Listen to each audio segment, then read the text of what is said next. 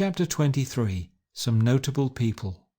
President Roosevelt, Lord Balfour, Mr. Asquith, Lord Haldane, George Meredith, Rudyard Kipling, James Barrie, Henry Irving, Bernard Shaw, R.L.S., Grant Allen, James Paine, Henry Thompson, Royalty. When I have chanced during my life to come in contact with notable people, I have often made some short record at the time of what they said and how they impressed me. It is difficult, however, to use these notes for publication when you happen to have been a guest, and it can only be done, I think, by using one's judgment and never consciously harming one's host. If everyone were altogether silent upon such occasions, the most pleasing side of great contemporaries would never be chronicled. For the statesman in slippers is a very much more human and lovable person than the politician on the platform. Among the great men that I have known, President Roosevelt occupied a prominent place. He was not a big, nor, so far as one could see, a powerful man, but he had tremendous dynamic force and an iron will which may account for his reputation as an athlete.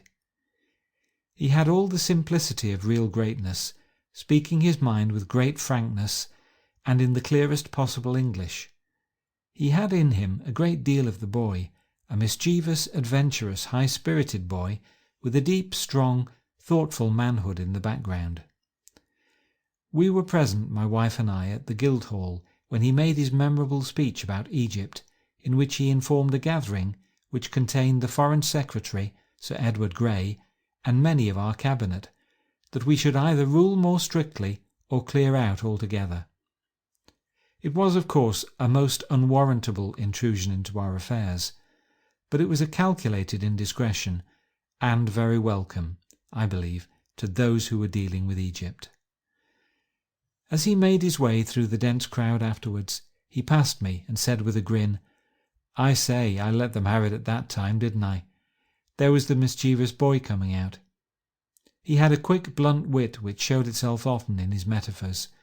He spoke to me, I remember, of someone who had a 9 guinea-pig power brain. One of his entourage told me how the President had been awakened once to address some prairie folk at a wayside station. "They have come 60 miles to see you," said his secretary. "They would have come 100 to see a cat with 2 heads," said the ruffled President. I met him once at a small luncheon party at the invitation of Lord Lee, who had soldiered with him in Cuba. He was extremely talkative. In fact, I can hardly remember anyone else saying anything. Thinking it over afterwards, I concluded that 2 ideas were running through his mind, and every now and then coming to the surface. They were formidable ideas and may have been some temporary wave of feeling, but they were certainly in his thoughts. The one was that there would be another civil war in the States. The second, that if you had the farmer class on your side, they presented the best military material. From this I gathered that it was not a geographical but an economic struggle that was in his mind. Absit omen, but great men are often pessimists, and the Duke of Wellington was deeply convinced that Britain could not long survive his death. When Roosevelt was shot, I sent him a cable to express that sympathy which every Englishman felt. I have his answer before me, written only a day or so after the event. Mercy Hospital, Chicago, October 19th, 1912. Dear Mr. Doyle, many thanks for your kind message of sympathy. As you know, a bullet wound is rather a serious thing, but all conditions seem to be favourable, and I hope in a few days we will all be relieved from anxiety. Sincerely yours, Theodore Roosevelt. It is typewritten, but signed by his own hand. I do not think that a more brave and detached letter was ever written by a sufferer. Roosevelt was a very loud, hearty man, with a peculiar wild beast, toothy grin, and an explosive habit of slapping his hand down for emphasis. I jotted down a few of his obiter dicta after our conversation. He had no good word for Henry James. He is not a whole man. All that subtlety is really decadence. He was very virile, not to say heroic, in his views. A man should guard particularly against being led from his duty, especially a dangerous duty, by his women. I guess a woman would have had a bad time if she had tried to lead Leonidas from the pass. Of the German emperor, he said that he was jealous of the king's dog at the king's funeral because he attracted the more notice. Altogether, he was one of the raciest talkers I have ever met. Among the occasional great ones of earth whom I have met, there is hardly anyone who stands out more clearly than Arthur Balfour, with his willowy figure, his gentle intellectual face, and, as I read it, his soul of steel. I should think that of all men of our day, he was the last who would be turned from any path which he had deliberately taken. But on the other hand, he was capable of standing a most unconscionable time at the place where paths divide, for his mind was so subtle and active that he would always see the two sides of every question and waver between them. He could never have been a pioneer. The occasion of our first meeting was a most ridiculous one. Old Lord Burnham, the first of his line, had invited me down to his country house at Beaconsfield, a wonderful house which had been built originally by Waller, the royalist poet. Burke had lived close by, and the dagger which, in a melodramatic moment, he threw upon the floor of the house, in order to show the dangers of French Republican propaganda, is still on exhibition. I can remember the party well, though nearly all of them are now on the farther side. I see Lady Dorothy Neville, with her mittened hands and her prim pussy-cat manner, retailing gossip about Disraeli's flirtations. Sir Henry James walks under the trees with bended head, talking to the rising barrister who is destined, as Lord Reading, to be Viceroy of India. Lady Cleveland, mother of Lord Rosebery, is listening with her old face wreathed in smiles to Lady Dorothy's scandal. Young Harry Irving looks unutterably bored as Lord Burnham explains golf to him, bending his head over to get a glimpse of the ball round the curve of his goodly waistcoat. Mr. Asquith stands smiling beside them. As one looks back, they seem all to have been shadows in a world of shadow. Lord Burnham's hobby was Turkish baths, and he had an excellent one in the front of the house, the drawing-room being the first door on the right as one entered, and being a simple sitting-room as far as appearance went. With his usual kind hospitality, Lord Burnham had urged me to try his bath, and having done so I was placed, arrayed in a long towel, and with another towel screwed round my head, in the drawing-room. Presently the door opened and entered Arthur Balfour, Prime Minister of England. He knew nothing of the house or its ways, and I can remember the amazement with which he gazed at me. Lord Burnham, following at his heels, introduced me, and I raised the towel on my head. There were no explanations, and I felt that he went away with the impression that this was my usual costume. I did not see him after that weekend. He kept his room, I remember, until midday on the Sunday, until some years later, when after heavy domestic loss, I was endeavouring to collect myself again in a little inn near Dunbar. He heard of my presence, and in his kindness sent a car over from Whittinghame, only a few miles away, with a request that I should come over for a couple of days. There were present his brother, Gerald Balfour, a man with a beautifully refined face and manner, not unlike that of Andrew Lang. His wife is the famous Lady Betty Balfour, the daughter of Lord Lytton. When one thinks of that group of inter-allied families, the Balfours, Cecils, Sedgwicks and Lyttons, it seems a sort of nerve ganglion of British life. There was also Lady Frances Balfour, who was a daughter of the Duke of Argyll, and not unlike him, as I can remember him. Her husband was Arthur Balfour's brother, an architect and antiquary, while another brother was Colonel of the London Scottish. Finally, there was Miss Alice Balfour, a very sweet and gentle intellectual person who was my actual hostess. I found Arthur Balfour in great spirits because he had just won a golf medal at North Berwick. He seemed as pleased as any schoolboy, and his sister told me that no political success ever gave him the keen pleasure which he had from his golf victory. He was an average player, orthodox in style, and about 10 or 12 in handicap.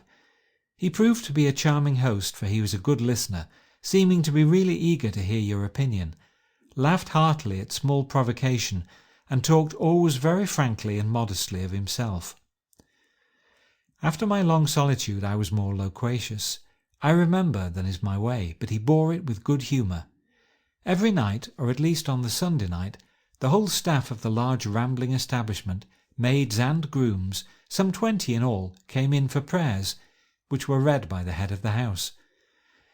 It was fine to hear groom and statesman praying humbly together that they be forgiven the sins of the day, and merging all earthly distinctions in the presence of that which is above us all.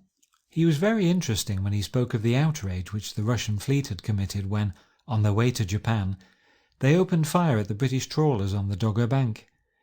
It was curious to hear his gentle voice and to note his listless, impersonal manner while he spoke in this fashion. I was very angry, really very angry about that affair. If our fleet had been at home, I should have been inclined to have stopped them in the Straits. Of course, one would not do that unless one had an overpowering force, so as to avoid bloodshed and save the Russian face. Their ambassador called that morning and gave complete assurances, or really I should have had to do something. He got himself into trouble with his own government, who felt that he had given away their case. I asked him how cabinet councils were worked. He said that they voted upon points and went by majorities, unless it was a vital thing, when of course the dissenters must resign. I observed in his character a very great horror of cowardice. Nothing seemed to arouse such scorn in him.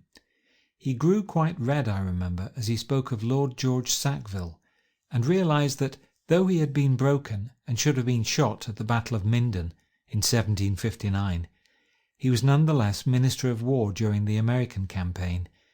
He was also, as I reminded him, a most debauched man, and the murder of his mistress, Miss Ray, the actress, by her true lover, the clergyman Hackman, was one of the causes célèbres of that century. I shall always carry away the memory of that visit, a bright gleam in a dark passage of life. I see very clearly the old house, the huge broken tree outside, inside which a state conspiracy was once hatched, the fine library with its wealth of French memoirs, and above all the remarkable man who stood for so much in the life of the country. I was not at that time so convinced of the primary importance of psychic things as I became later, and I regret it, as this would have been my one opportunity to explore a knowledge which at that time was certainly greater than my own. Years later, when the fight was heavy upon me, and when I was almost alone in the polemical arena, I wrote to Mr. Balfour and charged him with sharing all my convictions, and yet leaving me to defend them single-handed. His answer was, "Surely my opinions upon this subject are already sufficiently well known," which is surely an admission that I was right in my description of them, and yet was not much of a prop to me in my time of need. I cast my mind back to other statesmen whom I have known, and Mr. Asquith's kindly personality comes into my memory. I remember playing a round of golf with him once, and a very bad player he was, but his conversation as we went round was +4. He was a naturally sweet-natured man, but under that gentleness there lay judgment and firmness, as was shown at the great crisis of history. He never said too much, but what he did say he lived up to. In conducting us safely through those first 2 years of war, he did that for which he has never had sufficient credit, and the more light we have had since, the more clear it has been that Lord Kitchener and he were really doing all that men could do in munition work and all other ways. Because he had the solid Yorkshire stolidity, more nervous and excitable people thought that he did not take the war sufficiently seriously, while the constant lies about the pro-German tendencies of his wife increased the evil impression. We owe him a reparation which is second only to that which is due to Lord Haldane, and that is indeed a heavy one. If one man could be named who was absolutely indispensable to victory, it was Haldane. He it was who built up the whole splendid weapon which flashed so swiftly from its sheath, and which Germany was so amazed to find directed at its breast as it rushed forward upon its furious course. He could not work miracles. He could not introduce conscription when a candidate with such a programme would have been chased from the hustings. He could not prepare the public mind in some dramatic way which would have precipitated the very crash which there was still some chance of avoiding. But all we had he gave us, the 8 divisions which saved France, the territorials who carried on the good work until the new armies were ready, and the Officers' Training Corps, which strengthened us where we should have been fatally weak. There has never been so foolish and ungrateful a clamour as that which has been raised against Haldane. I remember that when he took the chair for me in the first war lecture which I gave in London, there were cries of "Traitor!" from people, chiefly women, among the audience. I had never seen Haldane before, and have never seen him since, so I have no personal bias in the matter, but I am proud that it was in my first volume of the History of the War, published in 1915, that I first put forward the unpopular view which will now be more fully accepted. With George Meredith I had several interesting connections. I have the greatest possible admiration for him at his best, while his worst is such a handicap that I think it will drag 4/5 of his work to oblivion. If his own generation finds him hard to understand, what will our descendants make of him? He will be a cult among a few, a precious few in every sense, and yet I fully recognise that his was the most active original brain and the most clever pen of any man novelist or otherwise of my time. Knowing this well, it is strange that I can see so limited a future for him. His subtle and intricate mind seemed unable to realise the position of the plain outsiders who represent the world. He could not see how his stained glass might be less effective than the plain transparent substance as a medium for vision. The first requisite is to be intelligible. The second is to be interesting. The third is to be clever. Meredith enormously filled the third, but he was unequal upon the other two. Hence he will never, in spite of the glories of Richard Feverel, be on an equality with Dickens or Thackeray, who filled all three. He had simply no idea how his words would strike a less complex mind. I remember that once, in the presence of Barry, Quiller Couch and myself, he read out a poem which he had inscribed "To the British Working Man" in the Westminster Gazette. I don't know what the British working man made of it, but I am sure that we three were greatly puzzled as to what it was about. I had written some articles on his work, which had been one of my youthful cults, and that led to his inviting me to see him at his villa at Box Hill, the first of several such visits. There had been a good deal in the papers about his health, so that I was surprised when, as I opened the garden gate, a slight but robust gentleman in a grey suit and a red tie swung out of the hall door and came singing loudly down the path. I suppose he was getting on to 70 at the time, but he looked younger, and his artistic face was good to the eye. Greeting me, he pointed to a long steep hill behind the house and said, "I have just been up to the top for a walk." I looked at the sharp slope and said, "You must be in good trim to do it." He looked angry and said, "That would be a proper compliment to pay to an octogenarian." I was a little nettled by his touchiness, so I answered, I understood that I was talking to an invalid. It really seemed as if my visit would terminate at the garden gate, but presently he relented, and we soon became quite friendly. He had in his youth been a judge of wine, and had still a reverence for a good vintage, but unfortunately some nervous complaint from which he suffered had caused the doctors to prohibit it absolutely. When lunch came round, he asked me with a very earnest air whether I could undertake to drink a whole bottle of Burgundy. I answered that I saw no insuperable difficulty. A dusty old bottle was tenderly carried up, which I disposed of, Meredith taking a friendly interest in its dispatch. "The fact is," said he, "I love my wine, and my little cellar was laid down with care and judgment, so that when some guest comes and drinks a glass and wastes the rest of the bottle, it goes to my heart. It really did me good to see you enjoy that one." I need not say that I intimated that I was always prepared to oblige. His conversation was extraordinarily vivid and dramatic, uttered in a most vehement tone. It may have been artificial and it may have been acting, but it was very arresting and entertaining. The talk got upon Napoleon's marshals, and you would have thought that he knew them intimately, and he did Murat's indignation at being told to charge au bout, as if he ever charged any other way, in a fashion which would have brought down the house. Every now and then he brought out a Meredithian sentence which sounded comic when applied to domestic matters. When the jelly swayed about as the maid put it on the table, he said, "The jelly, Mary, is as treacherous as the Trojan horse." He laughed when I told him how my groom, enlisted as a waiter for some special dinner, said, "Hud up there," to the jelly under similar circumstances. After lunch we walked up a steep path to the little chalet or summer house where he used to write. He wished to read me a novel which he had begun 20 years before, but which he had not had the heart to go on with. I liked it greatly, and we roared with laughter at his description of an old sea dog, who turned up the collar of his coat when he went into action as if the bullets were rain.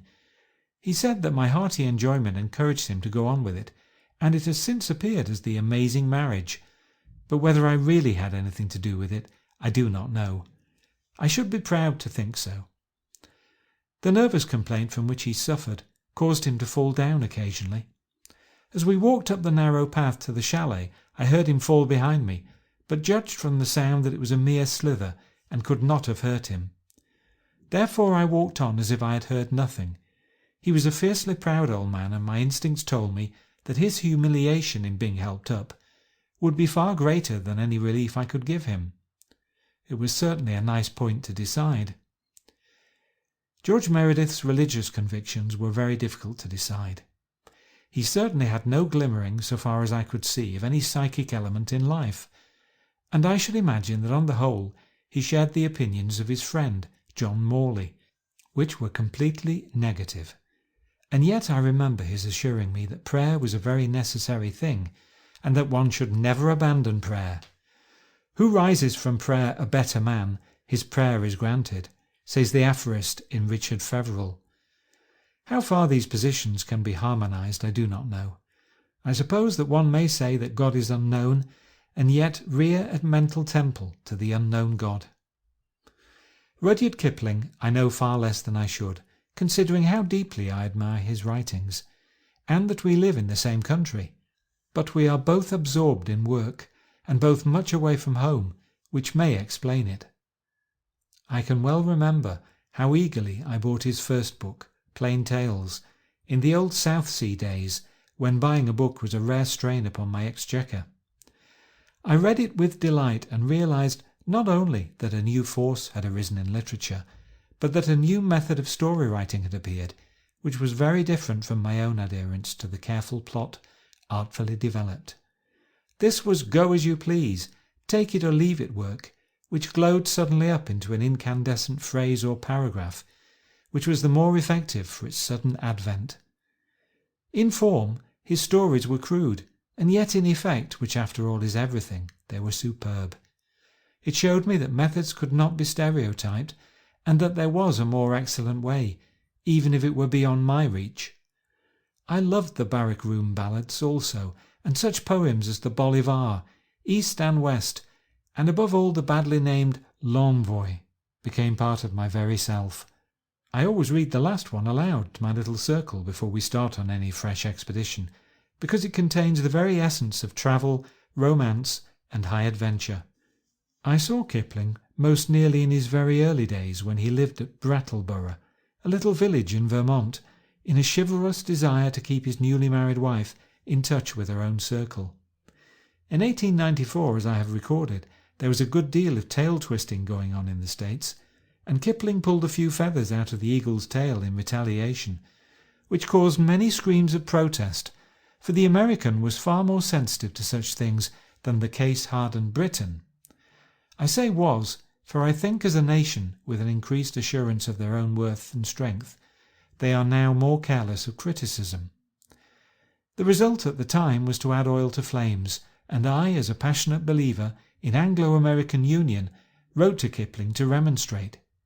He received my protest very good-humouredly, and it led to my visit to his country home. As a matter of fact, the concern shown in America, when the poet lay at death's door a few years later, showed that the rancour was not very deep. Perhaps he was better known at that time in America than in England, for I remember sitting beside a bushman in London who bowed his red face to my ear and said, "Beg your pardon, sir, but who is this here Kilpin?" I had 2 great days in Vermont and have a grateful remembrance of Mrs. Kipling's hospitality. The poet read me MacAndrew's hymn, which he had just done, and surprised me by his dramatic power, which enabled him to sustain the Glasgow accent throughout, so that the angular Scottish greaser simply walked the room. I had brought up my golf clubs and gave him lessons in a field, while the New England rustics watched us from afar, wondering what on earth we were at, for golf was unknown in America at that time. We parted good friends, and the visit was an oasis in my rather dreary pilgrimage as a lecturer. My glimpses of Kipling since then have been few and scattered, but I had the pleasure several times of meeting his old father, a most delightful and lovable person, who told a story quite as well as his famous son. As the mother was also a very remarkable woman, it is no wonder that he carried such a cargo. James Barrie is one of my oldest literary friends, and I knew him within a year or two of the time when we both came to London. He had just written his Window in Thrums, and I, like all the world, acclaimed it. When I was lecturing in Scotland in 1893, he invited me to Kirriemuir, when I stayed some days with his family, splendid types of the folk who have made Scotland great. His father was a fine fellow, but his mother was wonderful, with a head and a heart, rare combinations which made me class her with my own mother. Kirriemuir could by no means understand Barrie's success, and looked upon their great son as an inexplicable phenomenon. They were acutely aware, however, that tourists were arriving from all parts to see the place, on account of Barrie's books. "I suppose you have read them," I said to the wife of the local hotel man. "Aye, I've read them, and steep, weary work it was," said she. She had some theory that it was a 4-horse coach which her good man was running, and not the books at all which accounted for the boom. Great as are Barrie's plays, and some of them I think are very great, I wish he had never written a line for the theatre. The glamour of it, and the, to him, easy success, have diverted from literature the man with the purest style of his age. Plays are always ephemeral, however good, and are limited to a few, but Barrie's unborn books might have been an eternal and a universal asset of British literature. He has the chaste clarity which is the great style, which has been debased by a generation of wretched critics, who have always confused what is clear with what is shallow, and what is turbid with what is profound. If a man's thought is precise, his rendering of it is precise, and muddy thoughts make obscure paragraphs. If I had to make my choice among modern stylists, I should pick Barrie for the lighter forms of expression, and our British Winston Churchill for the more classical. Barrie's great play, one of the finest in the language, is of course the admirable Crichton. I shall always hope that I had a hand in the fashioning of it. I say this not in complaint but in satisfaction, for we all drop seeds into each other, and seldom know whence they come.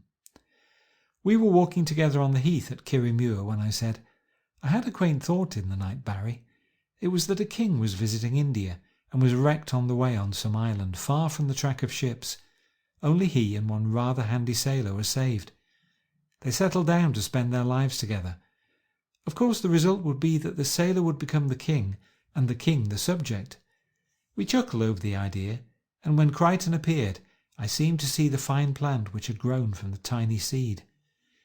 Barrie and I had one unfortunate venture together, in which I may say that the misfortune was chiefly mine, since I had really nothing to do with the matter, and yet shared all the trouble. However, I should have shared the honour and profit in case of success, so that I have no right to grumble. The facts were that Barrie had promised Mr. Doyle that he would provide the libretto of a light opera for the Savoy. This was in the Gilbert days, when such a libretto was judged by a very high standard. It was an extraordinary commission for him to accept, and I have never yet been able to understand why he did so, unless, like Alexander, he wanted fresh worlds to conquer. On this occasion, however, he met with a disastrous repulse, and the opera Jane Annie, to which I alluded in an early chapter, was one of the few failures in his brilliant career. I was brought into the matter because Barrie's health failed on account of some family bereavement. I had an urgent telegram from him at Aldborough, and going there I found him very worried because he had bound himself by this contract, and he felt in his present state unable to go forward with it. There were to be 2 acts, and he had written the first one, and had the rough scenario of the second, with the complete sequence of events, if one may call it a sequence. Would I come in with him and help him to complete it as part author? Of course, I was very happy to serve him in any way. My heart sank, however, when after giving the promise, I examined the work. The only literary gift which Barrie has not got is the sense of poetic rhythm and the instinct for what is permissible in verse.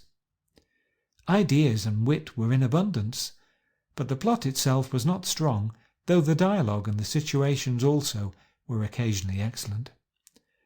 I did my best and wrote the lyrics for the second act and much of the dialogue, but it had to take the predestined shape. The result was not good. However, the actual comradeship of production was very amusing and interesting, and our failure was mainly painful to us because it let down the producer and the cast. We were well abused by the critics, but Barrie took it all in the bravest spirit. I find in looking over my papers a belated statement of account from Barrie, which is good reading. In account with Mr. J. M. Barrie. Y. A. £1 lent at station. Cause of delay. Object moving too fast. Remarks. Doyle says he lent it. B. Y. £12 Jane Annie on tour. Cause of delay. Moving or swaying of Kodak. Remarks. Better late than never. C. Y. £30 6 shillings and 4pence. Heaven knows. Cause of delay. Failure to pull cord. Remarks. Doyle gets 2/5 of a penny beyond his share. Our associations were never so closely renewed, but through all my changing life I have had a respect and affection for Barrie which were, I hope, mutual. How I collaborated with him at cricket as well as at work is told in my chapter on sport. Henry Irving is one of the other great men who I have met at close quarters, for his acting of Gregory Brewster brought us in contact. When he was producing Coriolanus, he came down to Hindhead and used to drop in of an evening. He was fond of a glass of port. Indeed, he was one of the 4 great men who were stated, probably untruly, by the Honourable G. Russell to drink a bottle each night, being the only trait which these great men had in common. The others, I remember, were Tennyson, Gladstone, and Moses Montefiore, and the last, I believe, was really true. Like all bad habits, it overtook the sinner at last, and he was cut off at the age of 116. Irving had a curious dry wit, which was occasionally sardonic and ill-natured. I can well believe that his rehearsals were often the occasion for heartburnings among the men and tears among the ladies. The unexpectedness of his remarks took one aback. I remember when my friend Hamilton sat up with me into the wee smart hours with the famous man. He became rather didactic on the subject of the deity or the universe, or some other tremendous topic, which he treated very solemnly and at great length. Irving sat with his intense eyes riveted upon the speaker's face, which encouraged Hamilton to go on, and on. When at last he had finished, Irving remarked, "What a low comedian you would have made." He wound up his visit by giving me his copy of Coriolanus, with all his notes and stage directions, a very precious relic. Many visions of old times rise before my eyes as I write, but my book would lose all proportion should I dwell upon them. I see Henley the formidable cripple, a red-bearded, loud-voiced buccaneer of a man who could only crawl, for his back appeared to be broken. He was a great poet and critic who seemed to belong to the roaring days of Marlowe, of the mighty line and the pot-house fray. I see Haggard, too, first as the young spruce diplomatist, later as the worn and bearded man, with strange vague tendencies to mysticism. Shaw, too, I see, with the pleasant silky voice and the biting phrase. It was strange that all the mild vegetables which formed his diet made him more pugnacious, and, I must add, more uncharitable than the carnivorous man, so that I have known no literary man who was more ruthless to other people's feelings, and yet to meet him was always to like him. He could not resist a bitter jest or the perverted pleasure of taking up an unpopular attitude. As an example, I remember Henry Irving telling me that when Shaw was invited to his father's funeral, he wrote in reply, "If I were at Westminster, Henry Irving would turn in his grave, just as Shakespeare would turn in his grave were Henry Irving at Stratford." I may not have it verbally exact, but that was near enough. It was the kind of outrageous thing that he would say, and yet one can forgive him all when one reads the glorious dialogue of some of his plays. He seems subhuman in emotion and superhuman in intellect. Shaw was always a thorn in Irving's side, and was usually the one jarring note among the chorus of praise which greeted each fresh production. At a first night at the Lyceum, those wonderful first nights which have never been equalled, the lanky Irishman with his greenish face, his red beard and his sardonic expression must have been like the death's head at the banquet to Irving. Irving ascribed this animosity to Shaw's pique because his plays were not accepted, but in this I am sure that he did an injustice. It was simply that contrary twist in the man which makes him delight in opposing whatever anyone else approved. There is nothing constructive in him, and he is bound to be in perpetual opposition. No one, for example, was stronger for peace and for non-militarism than he, and I remember that when I took the chair at a meeting at Hindhead to back up the Tsar's peace proposals at The Hague, I thought to myself as I spied Shaw in a corner of the room, well, this time at any rate he must be in sympathy. But far from being so, he sprang to his feet and put forward a number of ingenious reasons why these proposals for peace would be disastrous. Do what you could, he was always against you. Perhaps it is no bad thing to have the other point of view continually stated, and the British stand that sort of thing better than other nations. Had Shaw said in America what he said in England about the war whilst it was in progress, he would have been in personal danger. There were times, however, when his queer, contrary impulses became perfectly brutal in their working. One was at the time of the Titanic disaster, when he deliberately wrote a letter at a time when the wounds were raw, overwhelming everyone concerned with bitter criticism. I was moved to write a remonstrance, and we had a sharp debate in public, which did not in any way modify our kindly personal relations.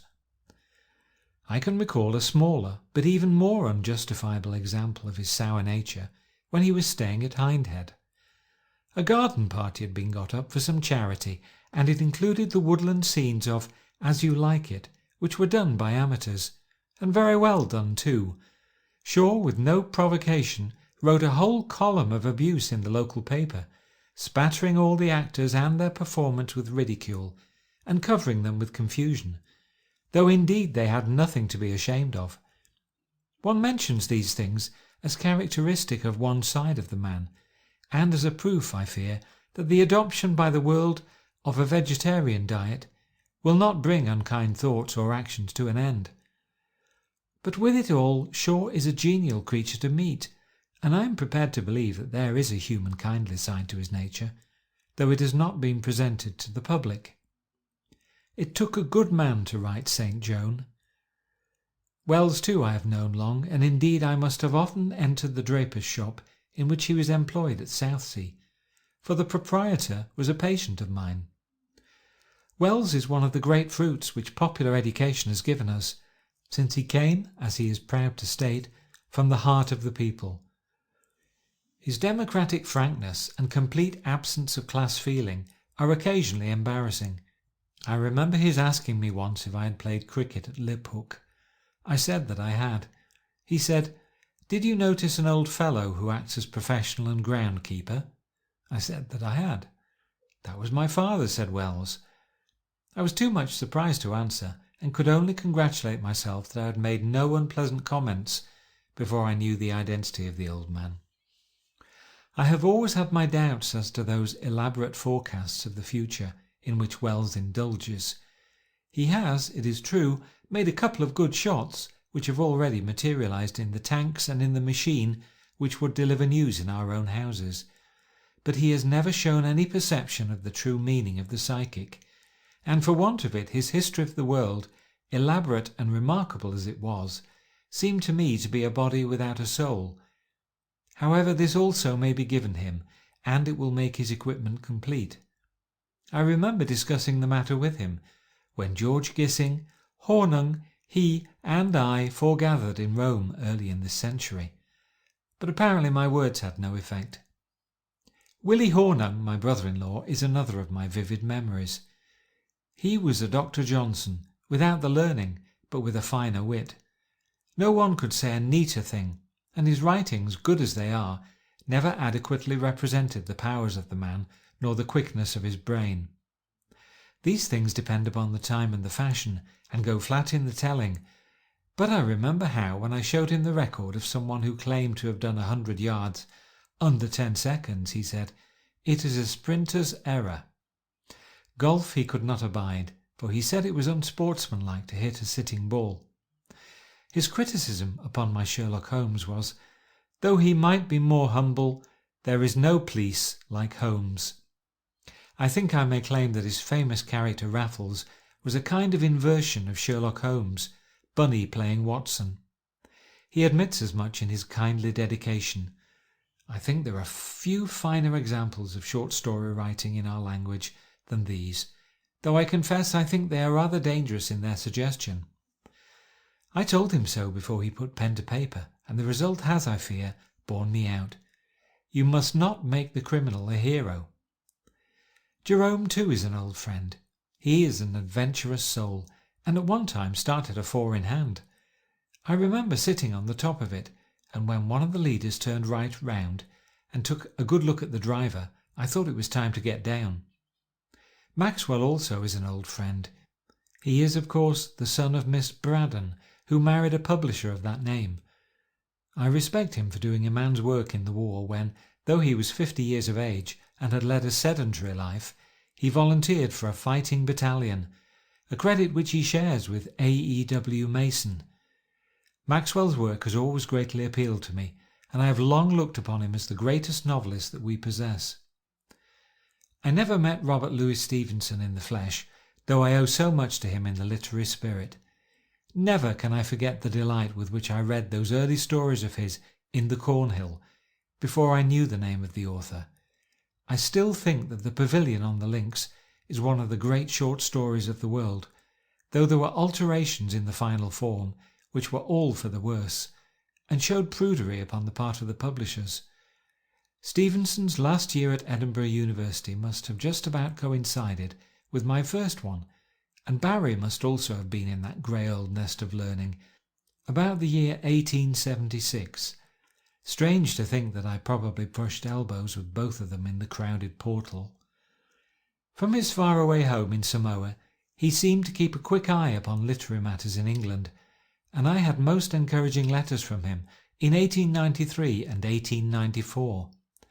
"Oh, frolic fellow spookist," was his curious term of personal salutation in one of these, which showed that he shared my interest in psychic research, but did not take it very seriously. I cannot guess how at that time he had detected it, though I was aware that he had himself in early days acted as secretary to a psychic research, or rather to a spiritualist society in Edinburgh, which studied the remarkable mediumship of do-good. His letters to me consisted of kind appreciation of my work. "I have a great talent for compliment," he said, accompanied by a hateful and even a diabolic frankness. He had been retailing some of my Sherlock Holmes yarns to his native servants. I should not have thought that he needed to draw upon anyone else, and he complained to me in a comical letter of the difficulty of telling a story when you had to halt every moment to explain what a railway was, what an engineer was, and so forth. He got the story across in spite of all difficulties, and said he, "If you could have seen the bright feverish eyes of Simite, you would have tasted glory." But he explained that the natives took everything literally, and that there was no such thing as an imaginary story for them. I, who write this, have had the indiscretion to perpetuate a trifling piece of fiction, The Bottle Imp. Parties who come up to visit my mansion after having admired the ceiling by Van der Putty and the tapestry by Gobling, manifest towards the end a certain uneasiness which proves them to be fellows of an infinite delicacy. They may be seen to shrug a brown shoulder, to roll up a speaking eye, and at last the secret bursts from them. Where is the bottle? In another letter he said that as I had written of my first book in The Idler, he also would do so. I could not hold back where the white plume of Conan Doyle waved in front of me. So at least I may boast that it is to me that the world owes the little personal sketch about Treasure Island, which appeared in that year.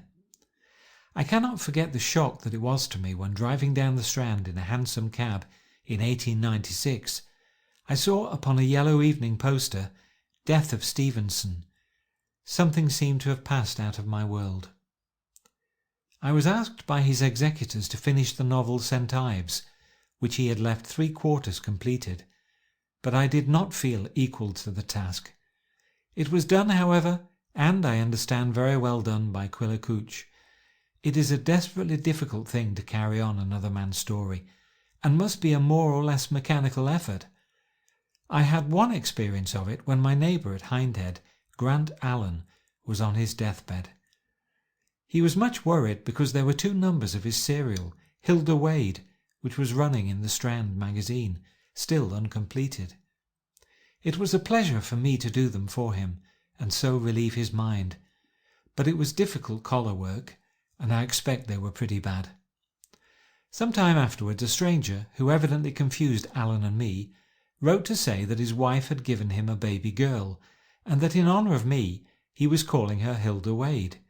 He was really nearer the truth than appeared at first sight. I well remember that deathbed of Grant Allen's. He was an agnostic of a type which came very near atheism, though in his private life an amiable and benevolent man. Believing what he did, the approach of death must have offered rather a bleak prospect, and as he had paroxysms of extreme pain, the poor fellow seemed very miserable. I had often argued the case with him, I from a theistic and he from a negative point of view, but I did not intrude my opinions or disturb his mind at that solemn moment. Deathbed changes, though some clergy may rejoice in them, are really vain things. His brain, however, was as clear as ever, and his mind was occupied with all manner of strange knowledge, which he imparted in the intervals of his pain, in the curious high nasal voice which was characteristic.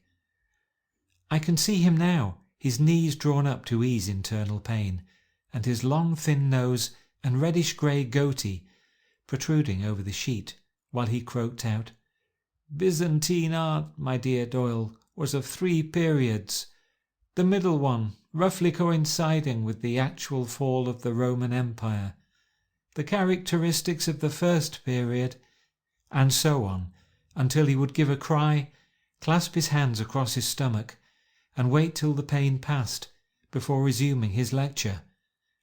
His dear little wife nursed him devotedly, and mitigated the gloom of those moments, which can be made the very happiest in life if one understands what lies before one. One thinks, as a contrast, of Dr. Hodgson's impatient cry, "I can hardly wait for death."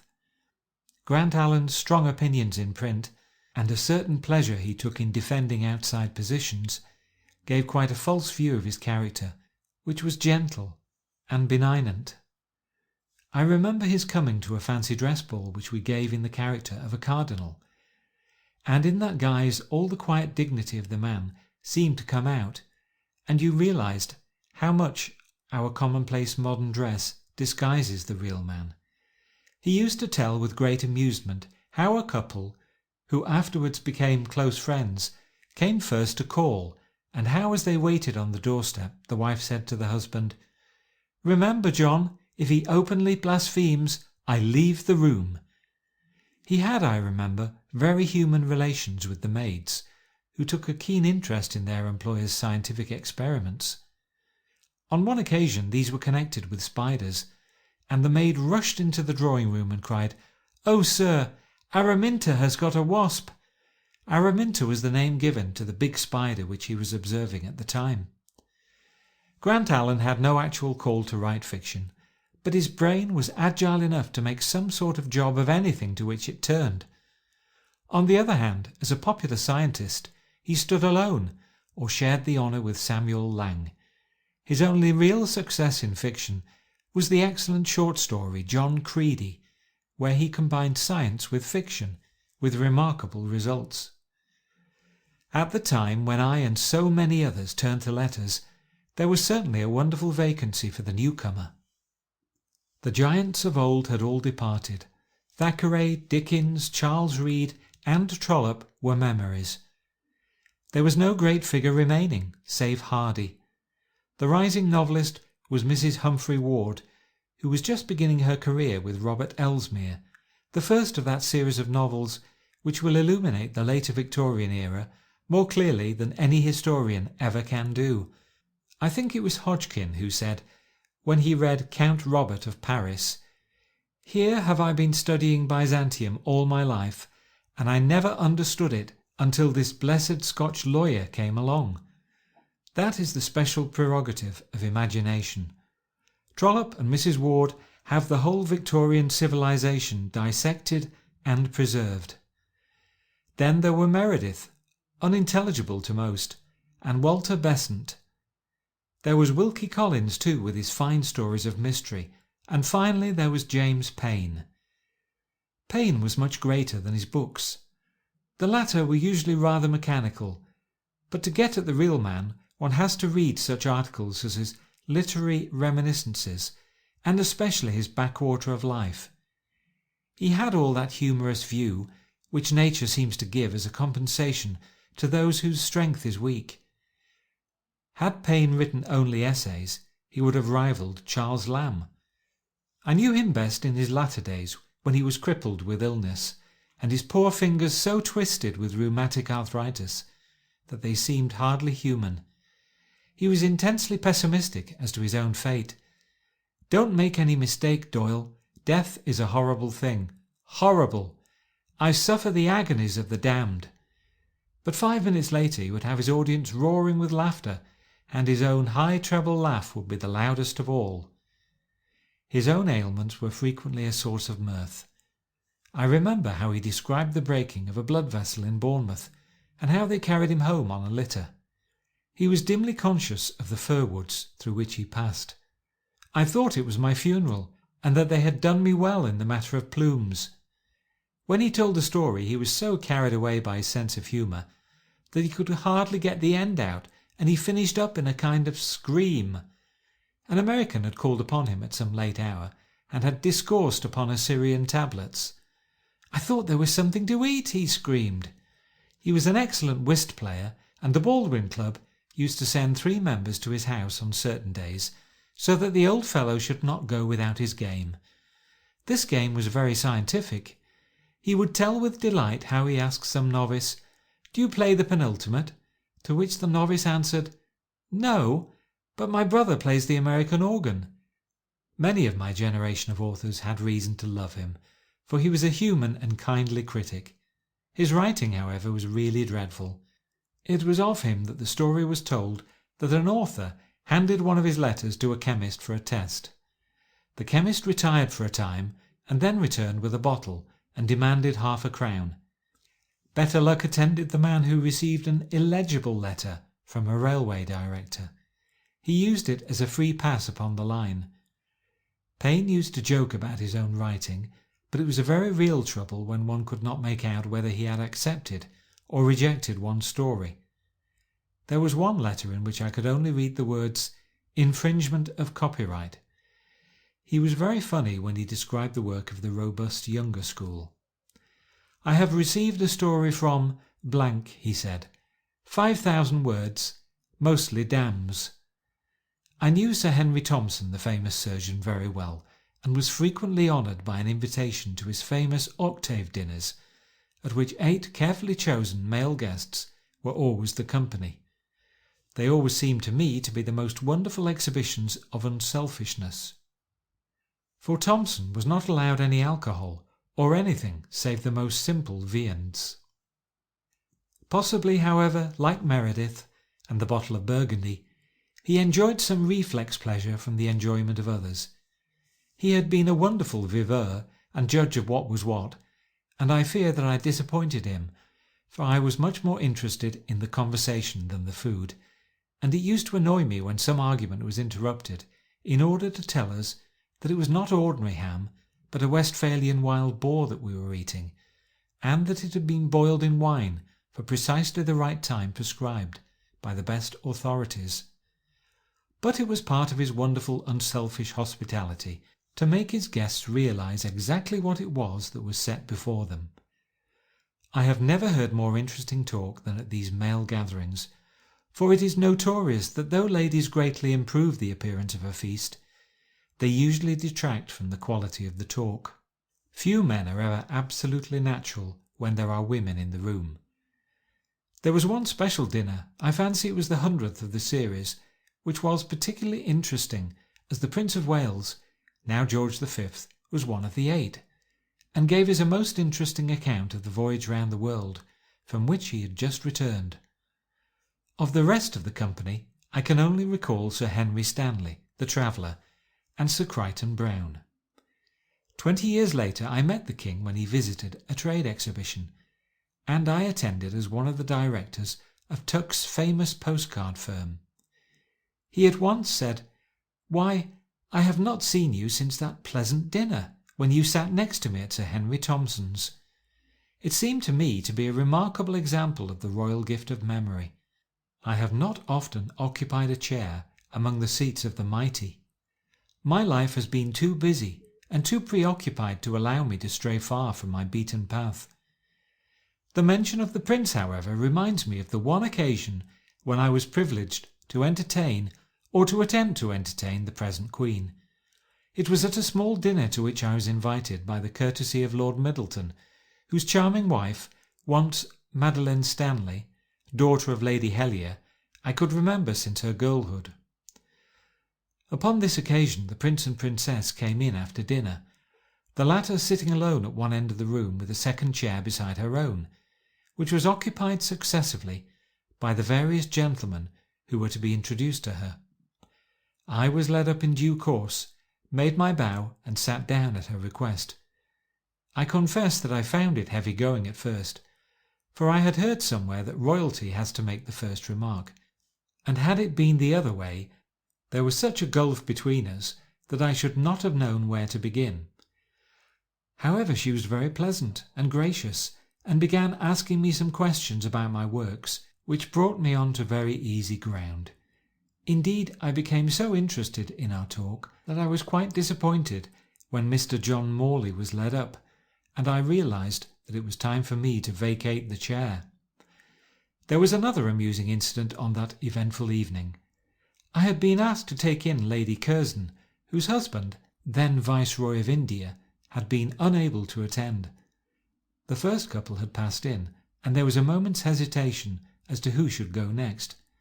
But Lady Curzon and I were nearest the door, so possibly with some little encouragement from the lady, we filed through. I thought nothing of the incident, but some great authority upon these matters came to me afterwards in great excitement.